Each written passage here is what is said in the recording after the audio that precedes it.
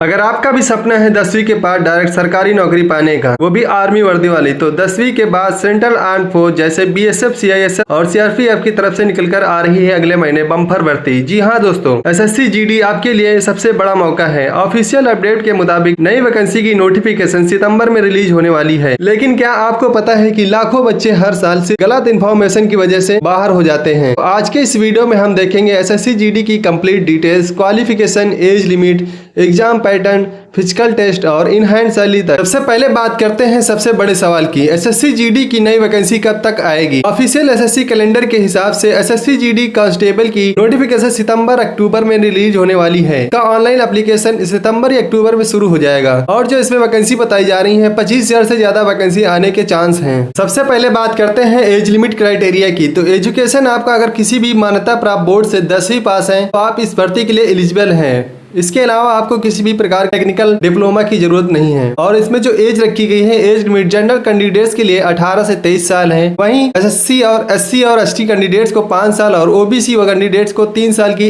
As में छूट भी मिलने वाली है। सिलेक्शन प्रोसेस की बात करें तो इसमें एसएससी जीडी में फाइनल सिलेक्शन 4 मेजर स्टेज के बेस पर होता है। सबसे पहले कंप्यूटर बेस्ड एग्जामिनेशन होता है, जिसमें ऑनलाइन एग्जाम होता है।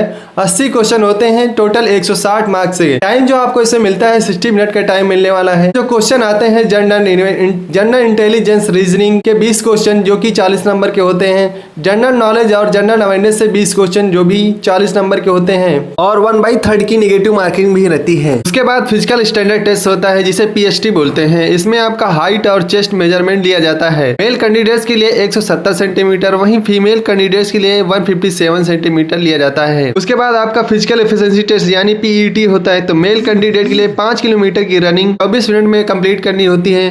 वहीं फीमेल कैंडिडेट को 1.6 किलोमीटर रनिंग 8.5 मिनट में कंप्लीट करनी होती है। उसके बाद आपका मेडिकल एग्जामिनेशन होगा और डॉक्यूमेंट वेरिफिकेशन होंगे। आप उसके बाद आपका फाइनल मेरिट लिस्ट के हिसाब से आपका सिलेक्शन हो जाएगा। अब बात करते हैं सैलरी और पोस्ट की। तो एसएससी जीडी में पे लेवल 3 के अकॉर्डिंग बेसिक सैलरी जो मिलती है आपको 21,700 से 69,100 रुपए होता है। बट इसमें अलाउंस डीए, एचआरए और बीएसएफ, सीआरपीएफ जैसी फोर्स में रिस्क अलाउंस भी मिलता है। तो आपकी जो फाइनल इन हैंड सैलरी बनती है 35,000 से 40,000 पर मंथ हो जाती है। अब बात करते हैं प्रिपरेशन स्ट्रेटजी और कॉमन मिस्टेक की। अगर आप एसएससी जीडी में फर्स्ट अटेम्प्ट में ही सिलेक्शन ले चाहते हैं तो इन 3 बातों का ध्यान रखें। डेली स्पीड टेस्ट यानी 60 मिनट में 80 क्वेश्चन सॉल्व करने के लिए ऑनलाइन मॉक टेस्ट डेली दें। वहीं मैथ और रीजनिंग में ये 2 सब्जेक्ट होते हैं हाई स्कोरिंग के लिए। इनमें आप फुल मार्क्स लाने का एम रखें। रिटन एग्जाम के साथ साथ आपको रनिंग और फिजिकल स्टैंडर्ड्स की तैयारी भी करनी होगी। दोस्तों ये थी एसएससी जीडी कांस्टेबल एग्जाम की कंप्लीट डिटेल्स। अगर आपका क्वालिफिकेशन 10th पास है तो इस गोल्डन अपॉर्चुनिटी को बिल्कुल मिस मत करना।